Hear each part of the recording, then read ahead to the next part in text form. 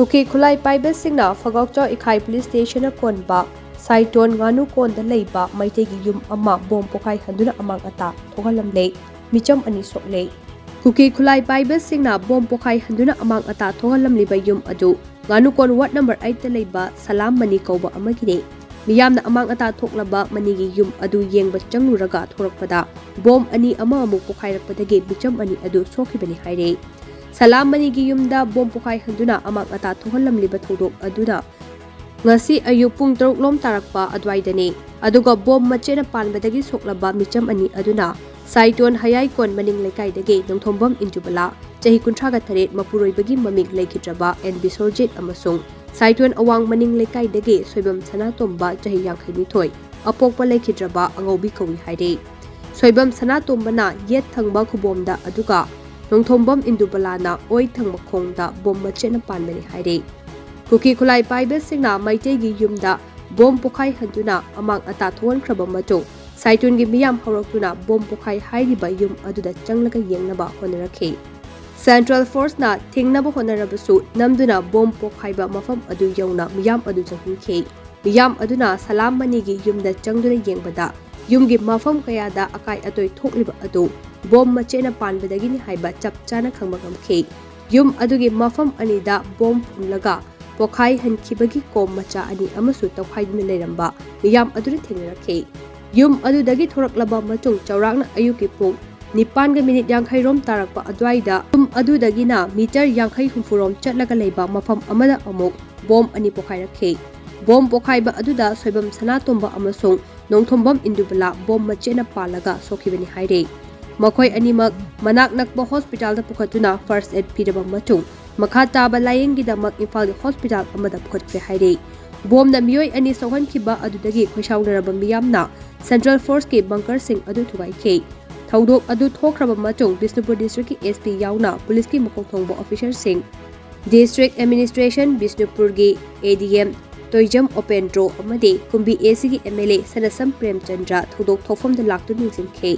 Forensic Science ki team amasu thaudok thokfam da changduna thijin humjin bagi thabak chathake thaudok thokfam da lakhiba MLA Sanasam Premchandra na hai Saiton gi miyamna pamliba adumak thabak onthokpa ngamnaba Security Jackson Thorak ase khara hongdok hongjin tawrakani asigumba nungaitaba thodok ase wakhal tadaba miyoi kharan thoganbane matungda asigumba thodok ase amuk hana thoktanaba mari leinaba security force ke mukok thongba singda haikre haina mahangna phongdokhe hojikse koi sinomayam staista koi sesal haibo koi loinu urasini kaisu thoidokpa ka hena irang thokpagi kaisu thoidokpa laigani haiba koi tawdemram dikeno koi loin gyam tai aigi laminai parja jinga koi jati koi laminai jingje loin gyam ta banga tni gyam ta da khana tawsida koi gyam ta da sing do warak ngai dam ta pha ngai dam koi jing tonga tonga security force ki changhela koi mayam thok taw hore kana na toribu soi putok chrakani da koi parja na pa phana lerami ba koi ki check post singje kala change tok toksin aduga tawramdaba leiramdaba famjingda koi people sing leibi bai Saiton GPM di tongal tongan ba nakpis leb ngaru kon ki parja na pamba jaga da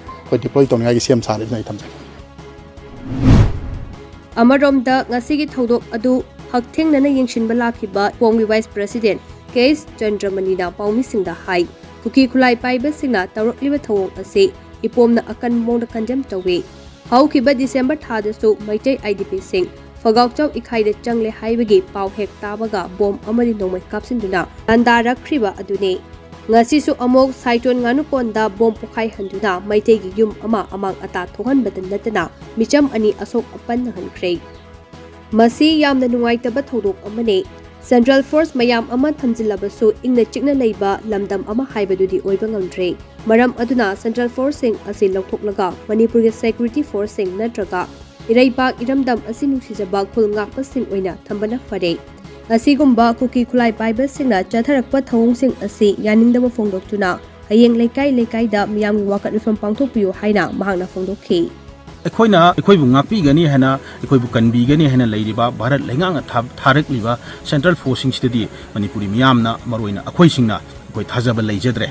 मरम अदुना अखोइगी ngakhamsing maroina periphery foothills ta leibiriba jati ani gi marakta nga aga leiriba koi central security forcing sa masidi tasinga thambiraganu masi lokdok pigro adugo state force or natre hargana khun ngakpa manipur nungsiba maraiba kanjaba pamba aduguma miusing duna oina mafam do nga aga leiram matam du dana hena khoje tangdu leita na hingba ngamgani haibagi wakhalon se idp sing amasung manipuri praja amu oina khoida wakhal lama lae asigumba akhoi bu ngakpi ganena laiba lengak central forcing se masigi mathakta aikoina sangsin ga dawri bamsung india lengakna aikoida pibiriba thajaba khuding manghal lakpase masi manghan biganu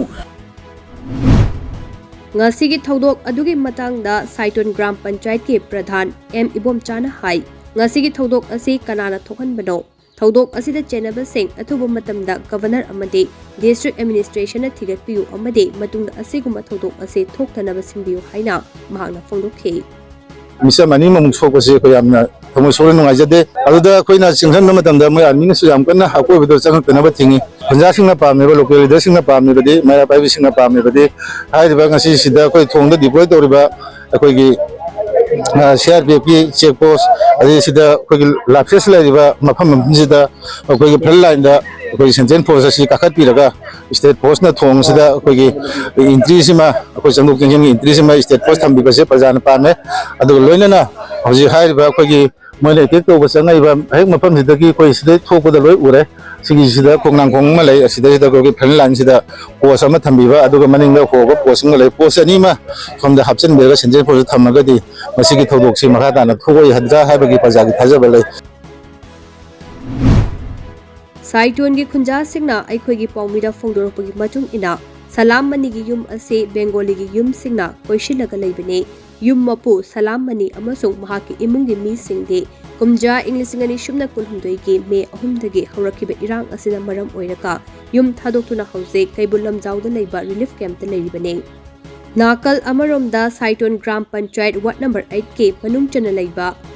nganu kon hairiba mafam ase hauzik maitai changba yadan leiriba mafam ne loinana mafam ase central force na ngaklaga leiriba ne central force na ngaklaga leiriba mafam amada matau karamna bom pokhai kribano thawong ase idp sing mayumda hanjin hannaba lengang honariba ase mai paktuna ba kuki singna honaba male nganu kon hairiba khul asidagi khara chatlaga kuki gi khul singsu leiriba ni haina khunja singna phongdurakhe ngasi Saiton nganu konda kuki khulai paiba singna bom pokai hunduna amang ata thohan khiba amade micham ani sohan khiba aduna maram oiraga moirang kaithel thong hangna khide adubu lambi chetpadadi athingba lekhide